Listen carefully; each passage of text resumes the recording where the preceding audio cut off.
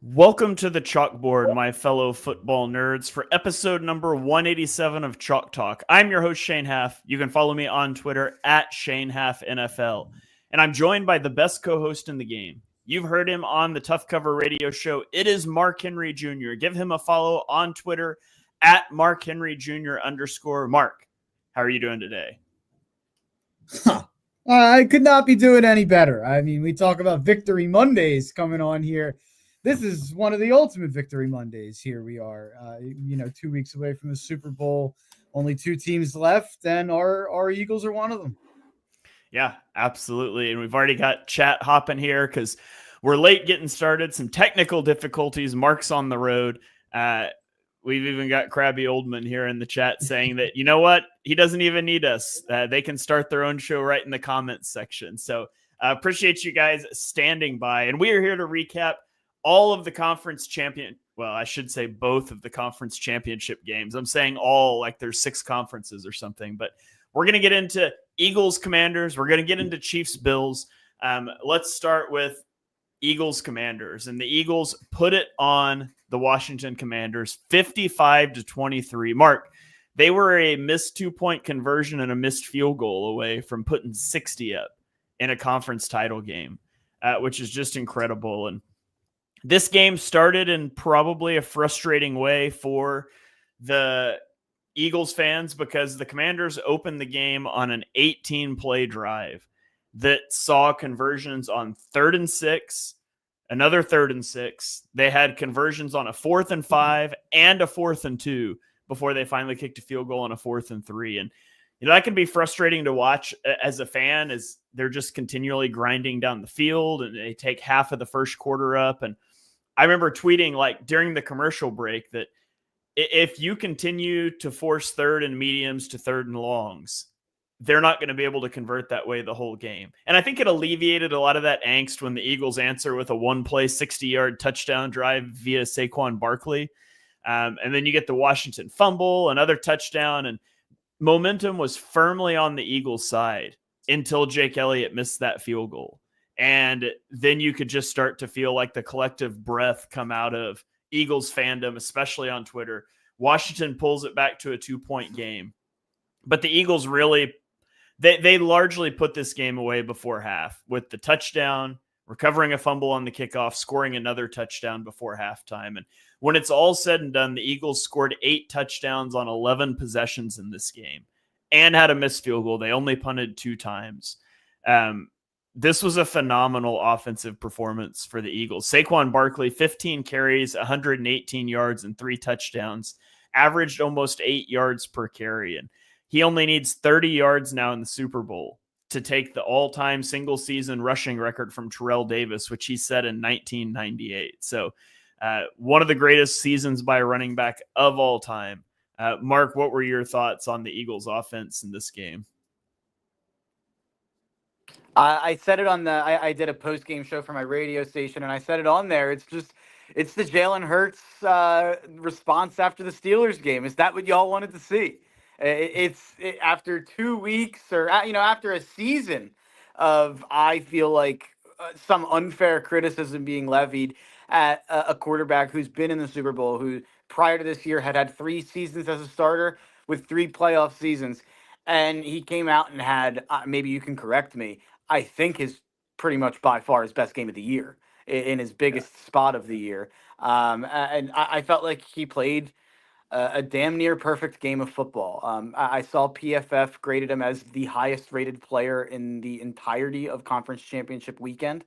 Not just quarterback, the highest rated player. And, there's a lot of plays you can point out, a lot of stats you can point out, a lot of things that he did that you can point out. But to me, there's nothing more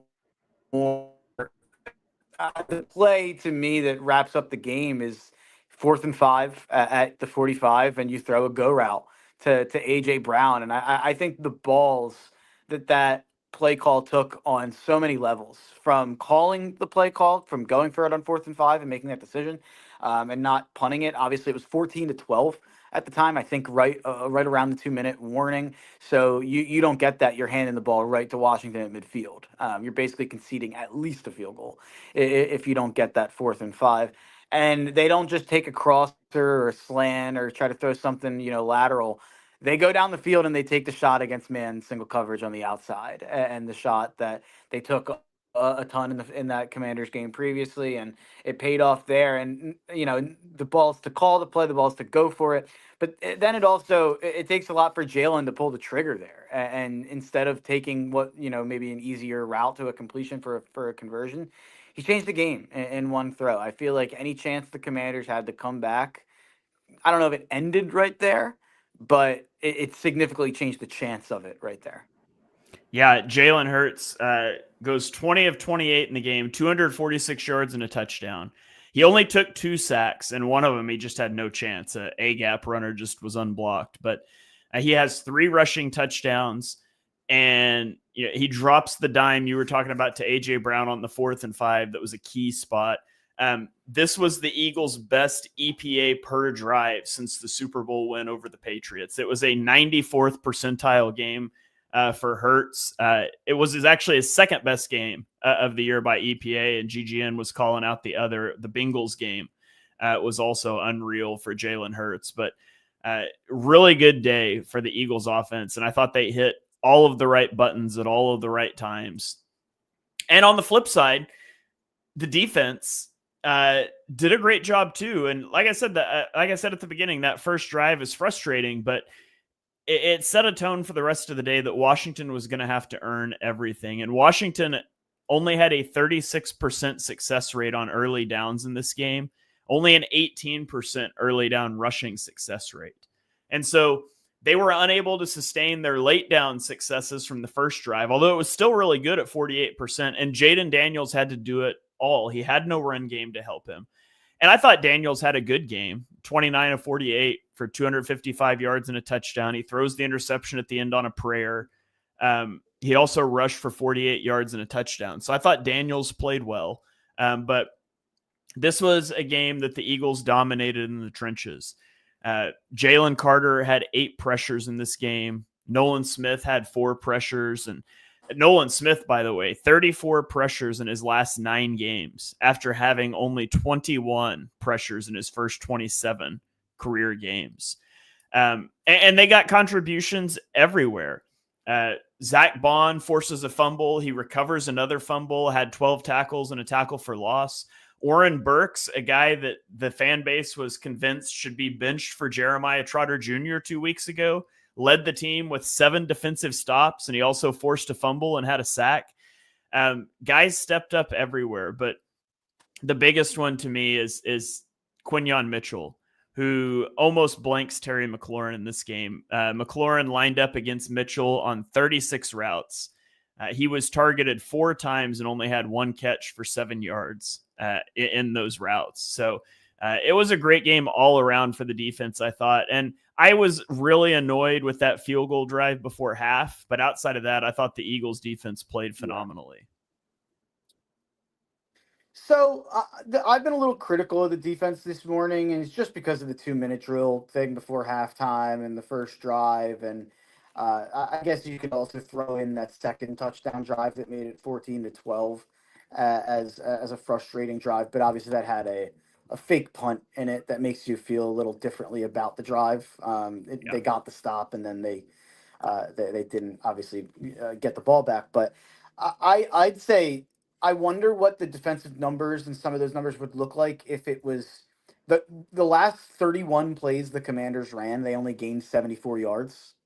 I think it's their last 4 drives. So if you took those 4 drives out, I'd be curious to see kind of how the defense was for the first 35, 40 minutes of the game in terms of some of those numbers, because I do think the Commanders offense really died there. Once it became 34-23, and then at 41-23 especially, they didn't have any answer, obviously. So, but the defense, I struggle and go back and forth on the defense because they're the best defense in football, and I'm not trying to take that away or be too negative, but it might just be one of those years where the best defense in football can get got. Like we saw it last week against the Rams at the end of the game, and I'm probably focusing on the negative too much with the defense and focusing on things to worry about. And maybe that's because we have the Chiefs on the horizon in my mind after watching what they did last night. But those last, I'd say, 3 minutes against the Rams, and then those three drives, the touchdown drive, and then the field goal drive before halftime, those are the drives that scare me against Kansas City. Are we going to have a situation again, just like 2022, where we felt like we had this really, really good defense that then once they play Mahomes, we don't feel like it's a really good defense anymore? That's my fear. That's kind of the thing I'm scared about. I kind of think Kansas City's going to be able to score like 24, 27, 30 plus points. And I think it's going to be on the offense. I think it's going to be on the, obviously, I don't think they're going to need 55, but I do think it's going to be on the offense to show up similarly to the way that they did with the balance that they did in the passing game and the running game and being able to mix up things. It just felt like, and part of this could be Washington's defense, but it just felt like it was so easy for us to move the ball. And there were so many open options when Jalen would drop back to throw. It didn't really feel like he had to throw guys open or wait too long on too many of those dropbacks. And then obviously Saquon running for whatever it ended up being, nine yards per carry or whatever it is. It obviously what the offense did yesterday is not repeatable, but I think that offensive showing has to strike fear into the people who thought, oh, I'm sure there's Chiefs fans out there and Bills fans out there who were watching the first game and weren't worried about the Eagles going into the game if they had to play them in the Super Bowl because of what they looked like on offense. I think whoever you are, you've got to worry about this Eagles offense now. And Yeah. the opposite way, not us. Yeah, that's nice. So looking at if you eliminate the fourth quarter and just look at the first three quarters, so it eliminates the majority of those drives you're talking about. The Eagles defense allowed 0.083 EPA per play, which in the regular season that would rank as the 29th best defense in the NFL. However, that's probably a product of playing a playoff, a conference championship offense, because that was still better than the second best defense of the weekend in the Bills by like 70%. The Bills and Chiefs were both at 0.2 or worse, and the Eagles were at 0.083. And so, it wasn't as it wasn't as good. It wouldn't have been a good like regular season performance in those first three quarters necessarily, but I think the playoffs are just a little bit different when it comes to that. That's totally fair.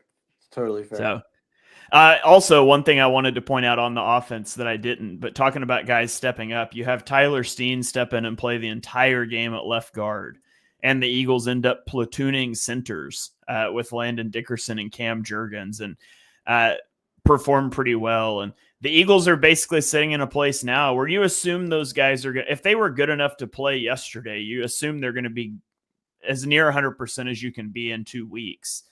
So the Eagles are going to hit the Super Bowl with 21 of 22 starters healthy. And the one guy they're missing in Nakobe Dean has been replaced by Oren Burks, who's played really well. So the Eagles are in a good place in terms of health.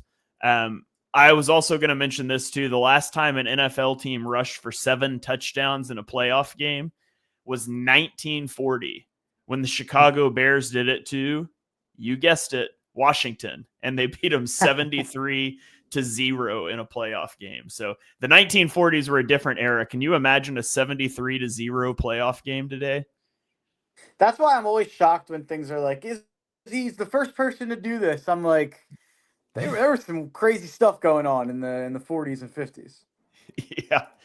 Yeah, absolutely.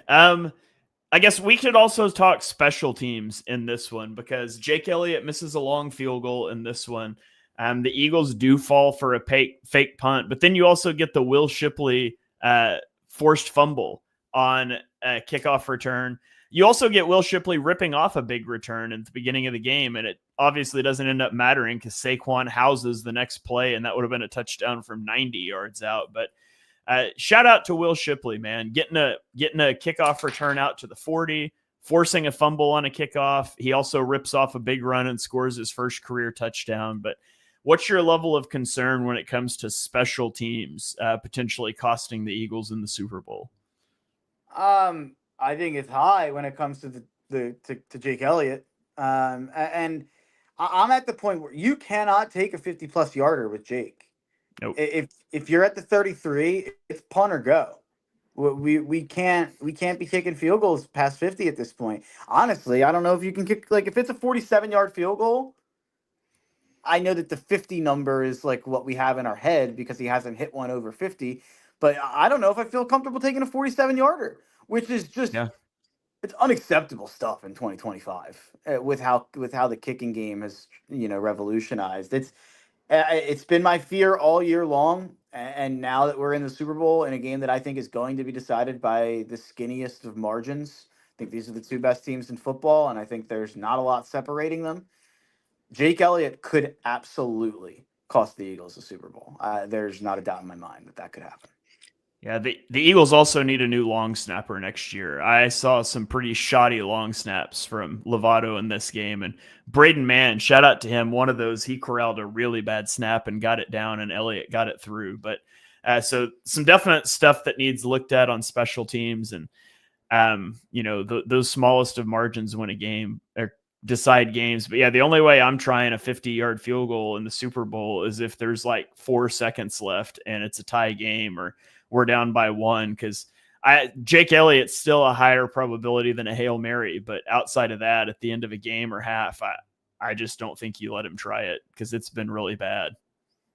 No, I agree. I'm trying to get Kempski's stat or the snap report here. I'm curious what the Milton Williams to Jordan Davis breakdown was, because obviously big play from Jordan Davis, who has not played a ton down the stretch, if I'm not mistaken. He didn't play a lot in this game either. Yeah. I think it was 13 snaps. Wow. Yeah, get this. So Jordan Davis, 13 snaps. 10 of them were pass rush snaps, and he ends with 3 pressures and a sack. 30% pressure rate from Jordan Davis. That's insane. Jordan Davis had a higher pressure rate than Jalen Carter. Yeah. But yeah, Milton Williams played 41 snaps. Jordan Davis played 13. Moro Ojimo played 35. What's your take on how the D-line rotation has kind of broke out? Fangio is playing his top guys a lot. This isn't the same rotation that you've seen in the past with Schwartz or Gannon. And I guess it's working. Like, Jalen Carter's still dominating. Nolan Smith's still dominating, and they're your 2 highest snap getters. I think that Josh Sweat, you needed to have had a better rotation for Josh Sweat because he's really fallen off. He was actually outsnapped by Jalix Hunt in this game. Wow. Josh Sweat hasn't had a sack since the Pittsburgh game, and he hasn't had a 4 pressure game since the Carolina game. So, but we've seen this with Sweat before. Like, this is a Sweat thing. Sweat's got the knee thing that everybody was worried about coming in. Sweat is a guy that wears down. It seems like Nolan Smith, Jalen Carter, Milton Williams, it seems like these guys can stand up to that level of play. I think Josh Sweat's a valuable piece on this pass rush, and I want him back next season. But I do think he's the guy that you've got to have on more of a snap count than some of these other guys. So that's the only negative effect I've seen from it so far, is that Josh Sweat's really seemed to have worn down. Yeah, I was just looking at some numbers here. Out of 153 snaps, Josh Sweat has a 53.8 PFF pass rushing grade in the postseason. 0 QB hits, 1 tackle for loss. It does. I was actually going to bring that up. It does feel like I haven't heard Josh Sweat's name at all. I think he made a play in that Rams game. Might have been a tackle for loss. Probably was when that tackle for loss came. But yeah, has not been a ton from Sweat. To go back to the positive side of things. Cooper DeJean being on this team instead of being a top 10 pick in the draft like he should have been, is unbelievable. The fact that watching how he diagnoses screens, how he thinks the game before the snap, It just feels like he knows where the quarterback's going more than the quarterback does sometimes. It's pretty rare stuff to see from a rookie, and even rarer stuff to see from a slot corner. Even the way that he's able to tackle in the backfield and lay the boom a little bit. It's Cooper DeJean. I mean, he could not have panned out better. Yeah, absolutely. The NFL was crazy for letting Quinyon Mitchell fall as far as he did, but they were certifiably insane for letting Cooper DeJean fall that far. And that's not revisionist history. You guys can check mine and Mark's public draft boards. We had those guys really high way back then. So I had DeJean as CB1. Did you? I didn't remember you had him that high. So I might have ended up bumping Arnold above him now that I'm thinking about it. He was CB1 all off season, and I think I ended up bumping Arnold above him now that I'm okay. I'm gonna look it up while you talk here. Yeah, I didn't think Blankenship was fantastic in this game. There was a couple plays early where I felt like they picked on him a little bit. The McLaurin touchdown, I felt like he took a pretty bad route at that play. But other than that, I mean, he's been pretty incredible this year. To me, this game's all about the offense. I mean, putting out 55, the most in conference championship history. I think it was almost the exact same amount of passing and rushing yards in this game. They did everything they wanted. They did whatever they wanted, and you have to give Nick and Kellen and Jalen and more than anything, Howie. It all comes back to Howie, and what Howie's put together here is nothing short of amazing. And the fact that we're in the midst of Nick Sirianni and Jalen Hurts being the first quarterback and coach in Eagles history to go to the second Super Bowl, not together, just in general. No other coach has coached in two Super Bowls. No other quarterback for the Eagles has played in two Super Bowls, and here we are, and we're all going to talk Jalen, we're all going to talk Saquon, but I mean, the most valuable person on in this organization is Howie Roseman. Yeah. So I've got it up here. You had Cooper DeJean as CB2, 12th overall. Yeah. I had him as CB3 at number 18 overall. But absolutely insane that he fell to the second round. I remember distinctly, I can search it up on Twitter and find it, but I remember distinctly that after his pro day, when his RAS scorecard came out, I said that Vic Fangio is going to have a blast with Cooper DeJean and Chauncey Gardner-Johnson in the same secondary, and it came true, and it's been awesome. So, all right. Anything else quickly on this game before we move on to the AFC title game? We did get away with Devontae catching that ball and his foot going out of bounds. It looked like a little bit. I thought so, yeah. Yeah, there's some debate about was it in and then it inched out. I thought it was out right away when the second foot came down. And, people want to complain about the refs in this game. And I got to tell you, Shane, we're going to get to the next game. I have hit my limit for the word ref and the officials and calls. And I want to talk football. I'm so sick of everything coming back to refs. And in this game, Commanders fans all over the internet are still right now on Monday morning talking about the officiating of a game that they lost 55-23. Yeah. They lost by 9 points more than they scored in the game. And my answer to even though I'm saying we got away with one, teams get away with ones in every single game. What I would say is they had the option to challenge it. We ran a play. Yeah. They didn't. Yeah, I never feel bad for one of those that you could drop a challenge flag on. Like, it's an explosive play in the first half. If you even think it's close, just throw the red flag. I mean, that's always my thing with those. Throw the red flag and go from there. And I mean, yeah, I thought he was out. I thought you should have thrown the flag pretty clearly there. You didn't. That's on you. But I will say, I mean, there was an official on each end looking right down the sideline. That doesn't mean they got it wrong or they got it right. But yeah, you had a chance to throw the flag there.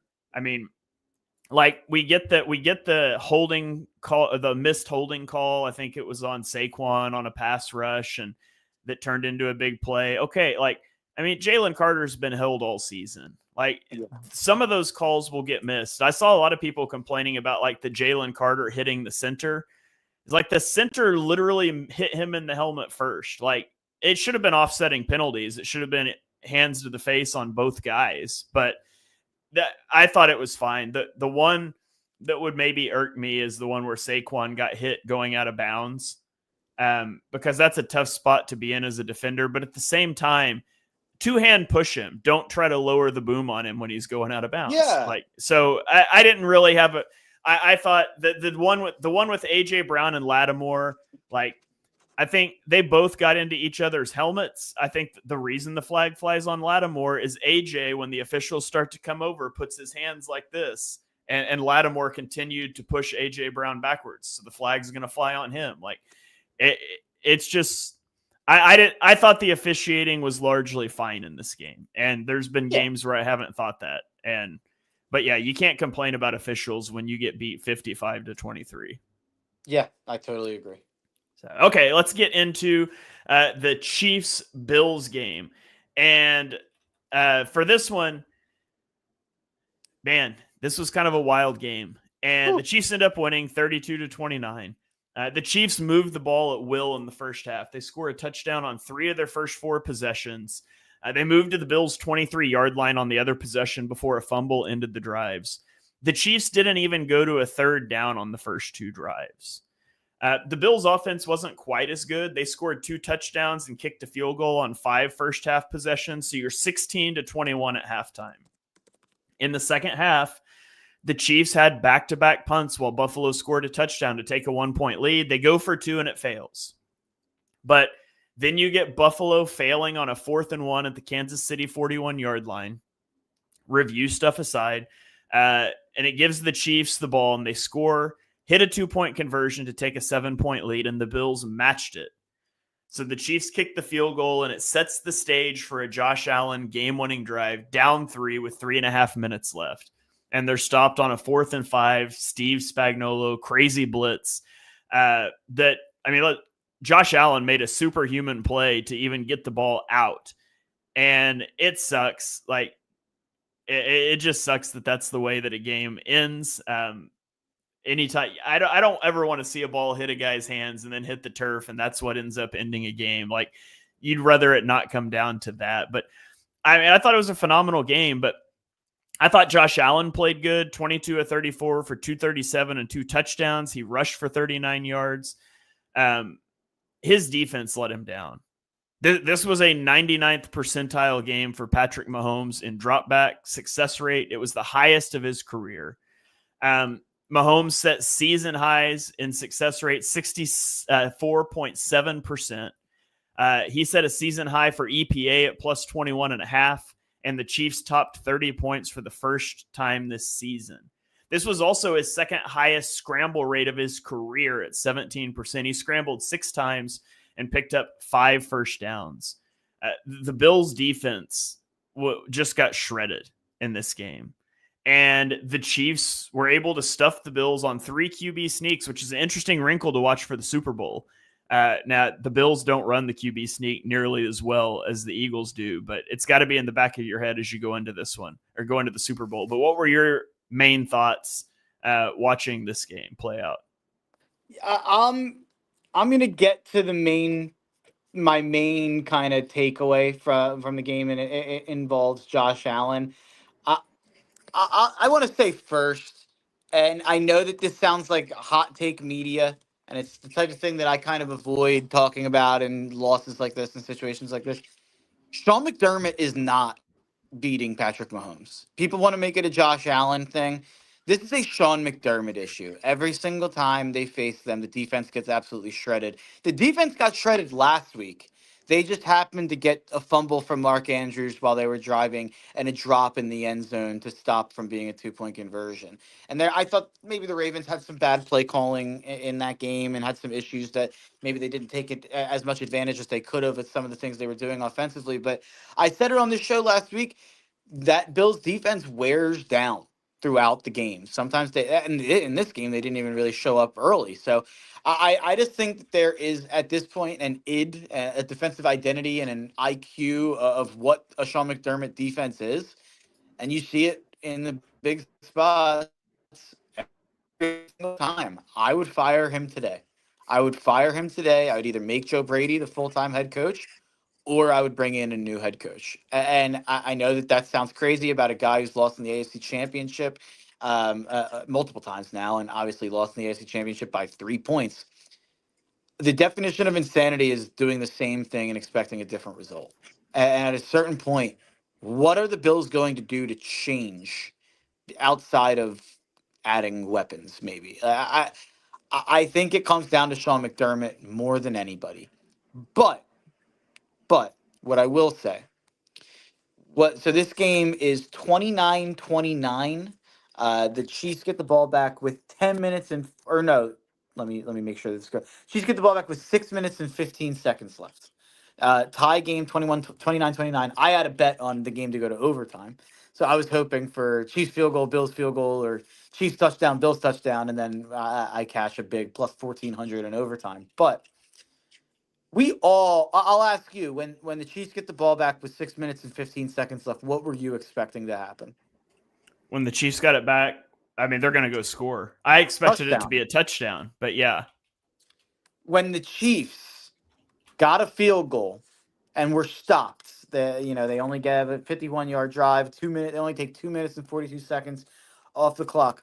The moment the Bills defense, which I'll malign all day long, they gave up 32 points in the game. I'm not saying they did a good job. But in that moment, the Bills defense did what they needed to win that game. And they got the stop that they needed. Not only did Josh have an opportunity to go tie the game, he had an opportunity, and at the time of that it happened, was favored to go win the game. At the end of the game, Josh Allen was a live favorite with the ball down 3 points. He accomplished 17 yards. 17 yards on the biggest career of your life. And I know the 4th and 5 play hit Dalton Kincaid in the arm. Guess what? You probably shouldn't hit 4th and 5 before you hit midfield on the biggest drive of your life. The Chiefs stopped Josh Allen's run game. It's only less than 4 for Josh. He was not shredded defensive.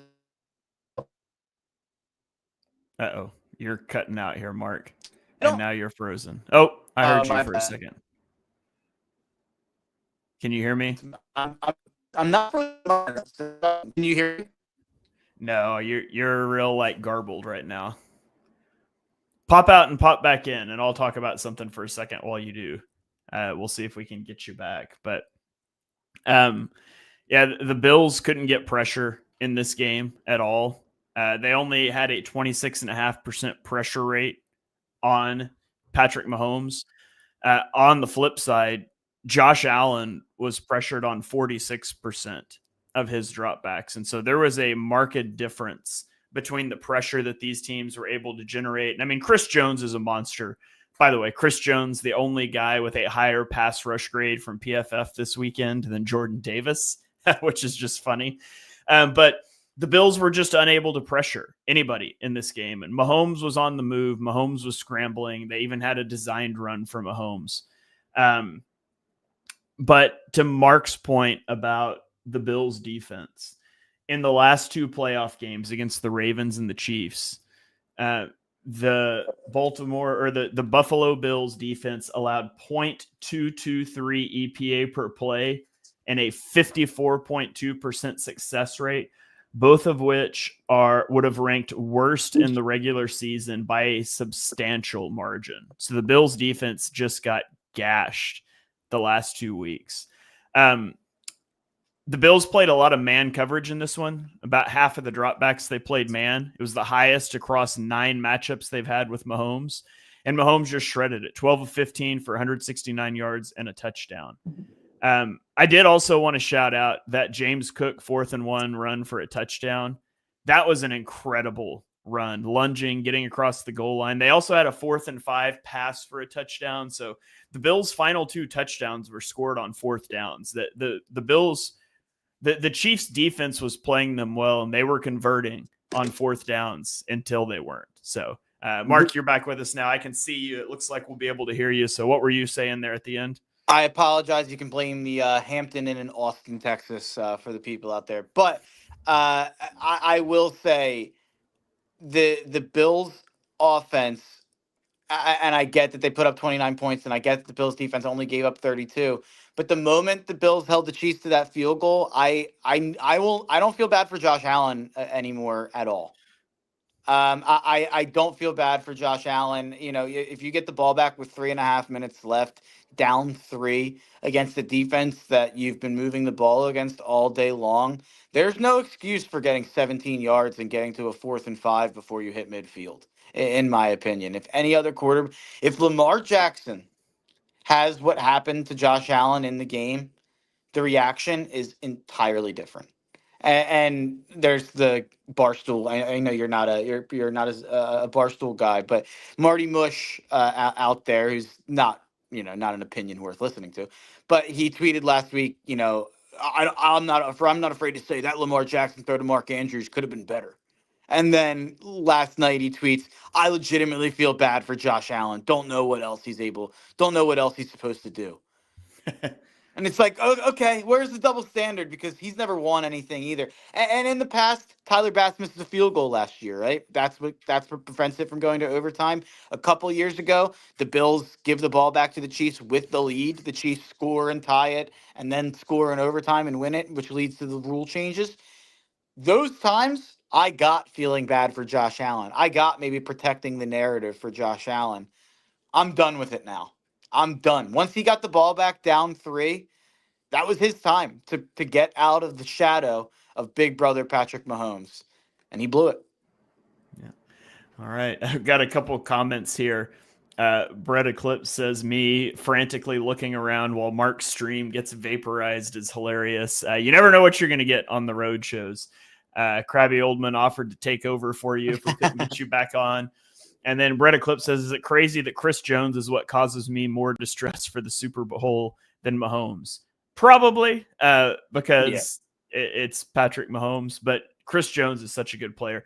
Mark, I think you were not back in when I dropped this stat, but Chris Jones, the only player of conference championship game weekend with a higher pass rush grade than Jordan Davis. So he's almost Chris Jones level. The last thing I have on this game, and this is a throwback to the draft when I said this was going to happen, but I said when the Bills traded down and the Chiefs took Xavier Worthy, when he catches a touchdown pass to eliminate the Bills in the AFC Championship game, we're all going to look back at this trade and make fun of it.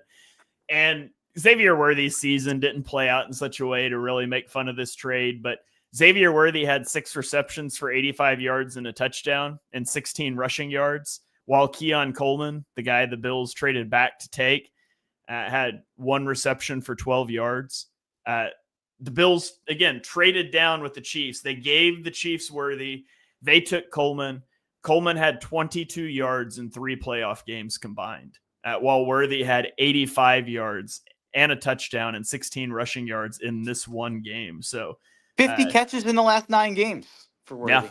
So, maybe when you have the opportunity to not let the team that you can't beat trade up for a wide receiver, maybe you should take that next time. So Anthony chiming in said James Cook had 13 carries for 85 yards. Saquon's going to go for 200 in the Super Bowl. I was going to ask you this, and this is really more for next week. We're going to be doing a Super Bowl preview, but obviously we're talking about the results of the game. How does Kansas City stack out as a run defense?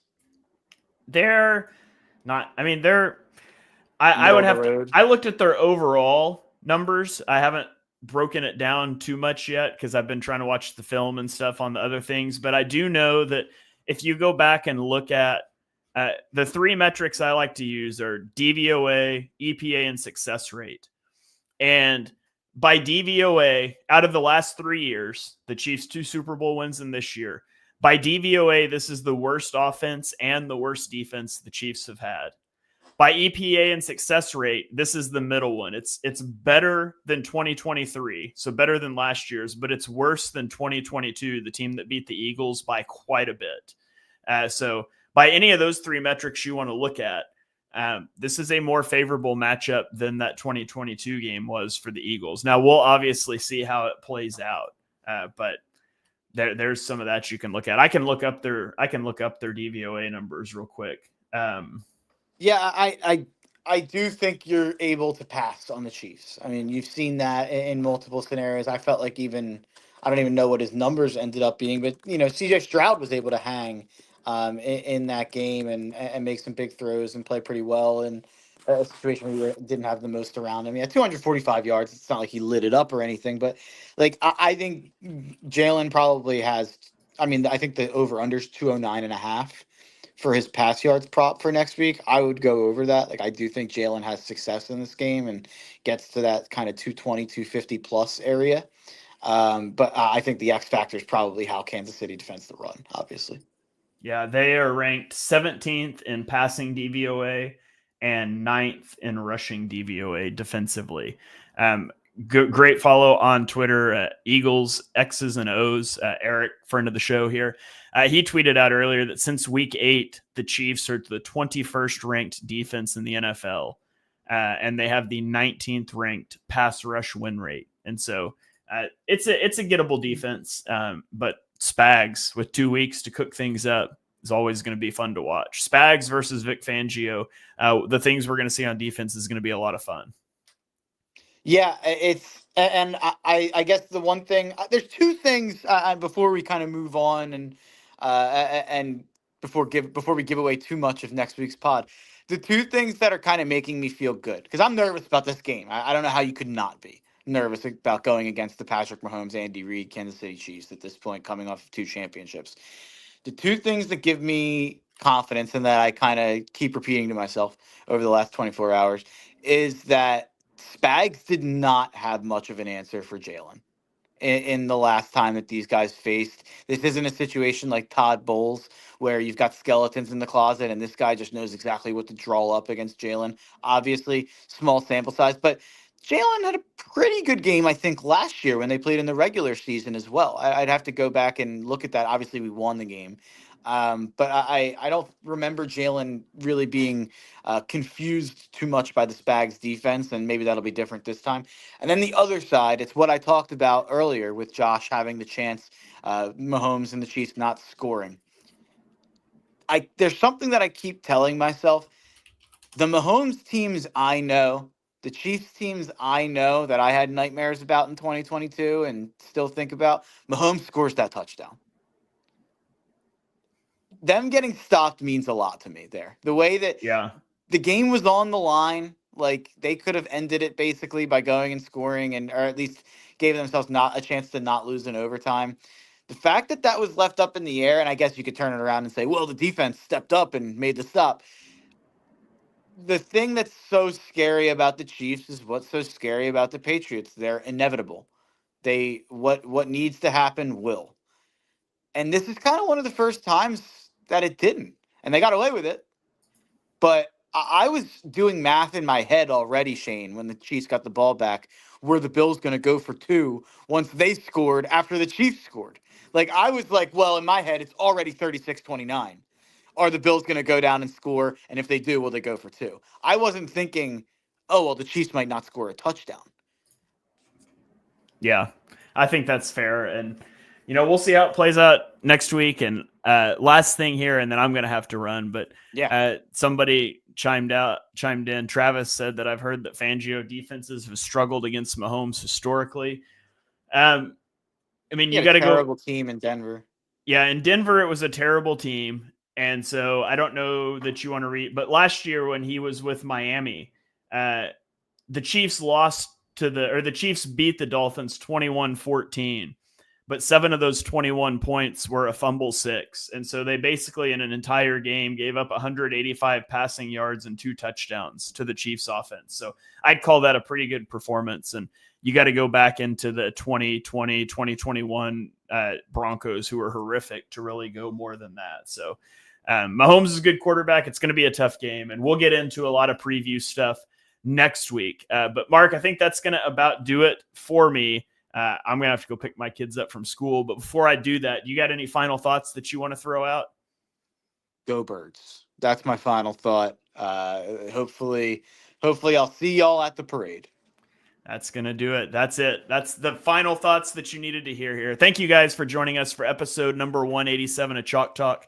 If you enjoy what you heard on the show, and we know that you do, Smash that subscribe button and turn on notifications so you don't miss our next episode. Drop us a 5-star rating and review wherever you stream your podcasts. We're going to have lots of stuff coming out on the Pinpole Network this week and next week in the run-up to the Super Bowl, so make sure you're subscribed.